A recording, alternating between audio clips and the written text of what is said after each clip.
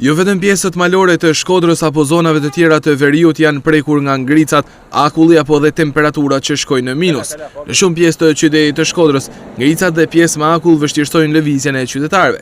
Një fenomen i tillë është vënë re në disa zona të ndryshme të qytetit. Në një vëzhgim të thjeshtë të bërë gjatë orëve të paraditës, më shqetësues është aksi tek vendi i quajtur Ura Dervishbek, në disa zona në atë lagje, poshtë apartamenteve, kryesisht ka pjesë të ngrirëra të cilat janë një shqetësim jo vetëm për banorët aty, por edhe për kalimtarët e rastit. Edhe pse kjo situatë ndodhet prej disa ditësh, në disa prej trotuareve të qytetit, askush nuk ka menduar për të larguar akullin dhe për të mundësuar lëvizjen normale të qytetarëve. Në disa raste, kanë qenë vetë qytetarët të cilët kanë bërë të mundur përmes mjeteve rrethanore shkrirjen e ngricave. Kjo ka ndodhur kryesisht në afërsitë njësive tregtare dhe kanë qenë vetë pronarët apo punojësit që kanë bërë të mundur shkrirjen e pjesëve me akull. Nuk janë vetëm trotuarët me ngrica, por edhe në disa lagje të qytetit të Shkodrës, kryesisht në Rrugica, ky fenomen është prezent prej disa ditësh. Shkak janë bërë temperaturat e ulta të cilat gjatë ditës në Shkodër arrin deri në -6 gradë Celsius, ndërsa gjatë natës deri në -10 gradë Celsius. Kjo ka bërë që zona të ndryshme në lagjet e Shkodrës të kenë prezencë akulli për disa ditë me radhë.